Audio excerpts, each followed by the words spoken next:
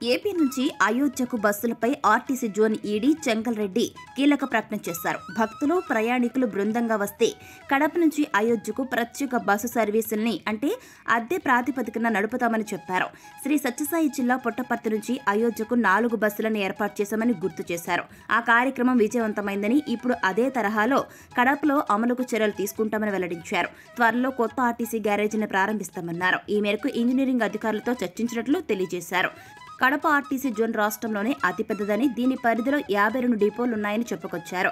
అలాగే వచ్చే నెలలో దసరా, తిరుమల బ్రహ్మోత్సవాలకు ప్రత్యేక బస్సు సర్వీసుల ఏర్పాటుపైన కసరత్తు చేస్తున్నామన్నారు. ఆర్టీసీ బస్సు డ్రైవర్లకు సంబంధించి హ్యాపీ వీకెండ్ కార్యక్రమాన్ని నిర్వహిస్తామన్నారు. ఆర్టీసీ కార్గో ఆదాయాన్ని పెంచుతామని, ఎవరైనా సరే కార్గో ఏజెంట్గా వర్క్ చేయాలనే ఇంట్రెస్ట్ ఉంటే తమను కాంటాక్ట్ అవ్వాలని చెంగల్ రెడ్డి ఈ సందర్భంగా సూచించారు. అంతేకాదు విహారయాత్రలకు ఆర్టీసీ బస్సులను అద్దె ప్రాతిపదికన కేటాయిస్తామన్నారు.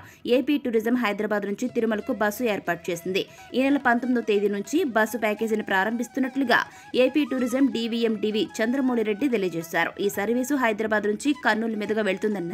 ఈ టూర్లో తిరుమల వెంకటేశ్వర స్వామి, తిరుచానూరు పద్మావతి అమ్మవారి దర్శనం, భోజనం తదితర సదుపాయాలతో ప్యాకేజీతో రూపొందించామన్నారు. ప్రతిరోజు రాత్రి 11 గంటలకు కర్నూలులోని వెంకటరమణ కాలనీలోని ఏపీ టూరిజం కార్యాలయం నుంచి ఈ బస్సు సర్వీస్ బయలుదేరుతుందన్నారు. బస్సు ఛార్జీ విషయానికి వస్తే పెద్దలకు అయితే 3,930 రూపాయలు, పిల్లలకు అయితే 4 నుంచి 10 ఏళ్ల పిల్లలకైతే 3,630 రూపాయలుగా నిర్ణయించారు. కాబట్టి ఇంట్రెస్ట్ ఉన్నవారు తిరుమల టూర్ ప్లాన్ చేసుకోవాలని సూచించారు. ఇప్పటికే ఏపీలోని పలు ప్రాంతాల నుంచి తిరుమలకు ప్రత్యేక ప్యాకేజీతో బస్సులు నడుస్తున్న సంగతి ప్రతి ఒక్కరికి తెలిసిందే.